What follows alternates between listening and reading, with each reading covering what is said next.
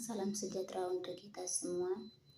Perkenalkan, nama saya Veronica Nene J, NIM 29022250016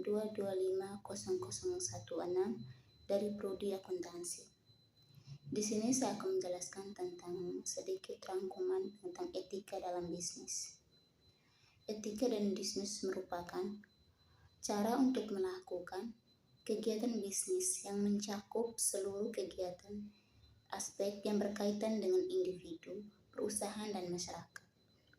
Di dalam bisnis itu, etika itu sangat diperlukan untuk dunia bisnis, untuk mengelola dan menjalankan sebuah bisnis dengan etika yang baik. Secara otomatis, bisnis akan lebih mudah berkembang.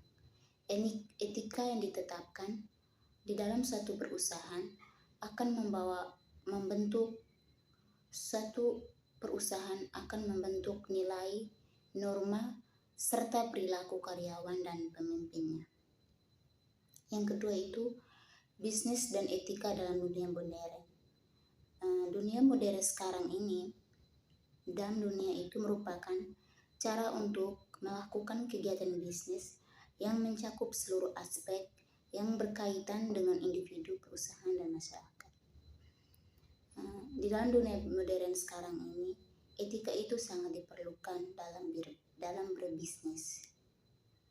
Yang ketiga itu pengertian kontrak mengandung perjanjian. Hukum kontrak mengandung pengertian keseluruhan kaidah-kaidah hukum yang mengatur hubungan hukum antara dua pihak atau lebih berdasarkan kata sepakat untuk menimbulkan akibat hukum. Hukum kontrak di Indonesia itu masih menggunakan peraturan pemerintah. Kontrak adalah perjanjian yang bentuknya tertulis dalam satu kontrak usaha.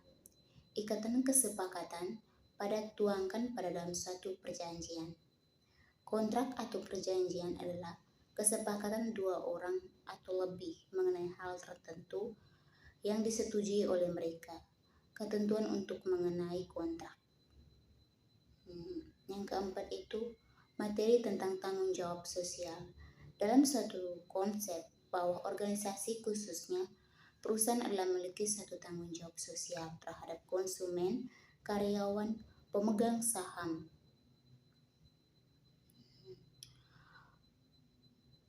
Komunitas dan lingkungan dalam segala aspek operasional perusahaan seperti terhadap masalah-masalah yang berdampak.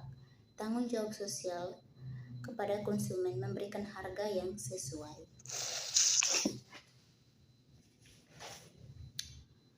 Sesuai seperti kuitas barang. Tanggung jawab sosial kepada karyawan memberikan gaji yang sesuai dengan jam kerja pegawai. Itu tanggung jawab sosial kepada pemegang saham, yaitu memberikan laporan keuangan yang transparan. Yang kelima itu adalah fungsi dan kode etik profesi. Kode etik profesi memberikan pedoman bagi setiap anggota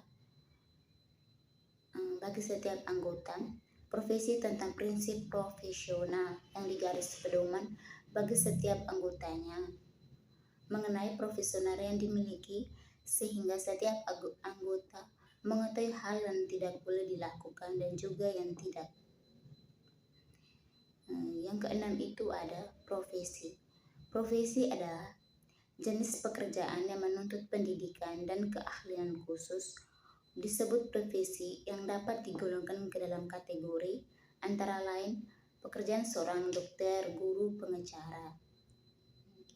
Bisnis dan lingkungan hidup dan etika mengatur tentang kebiasaan dan perilaku bisnis yang jujur dan berintegrasi, sedangkan lingkungan merupakan salah satu faktor yang mempengaruhi terhadap pembentukan dan perkembangan perilaku individu, baik lingkungan fisik maupun lingkungan. Budaya dan organisasi itu memiliki identitas resmi, itu mampu memberikan status karyawan, memiliki visi dan misi. Manajemen mampu bersikap transparan, memperhatikan kebutuhan karyawan. Etika dalam bisnis internasional menghindari konflik dengan karyawan.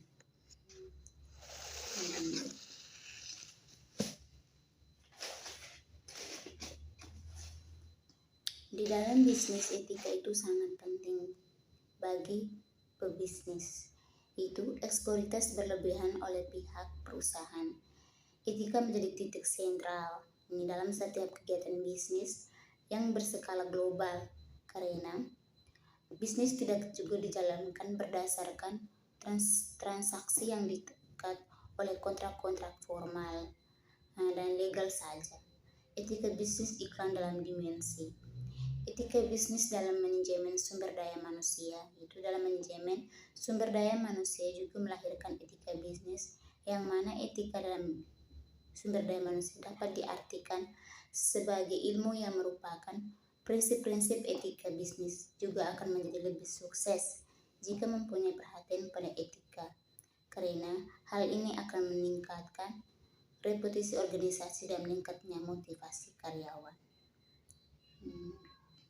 Mungkin itu saja presentasi dari saya. Kurang lebihnya mohon maaf. Sekian dan terima kasih.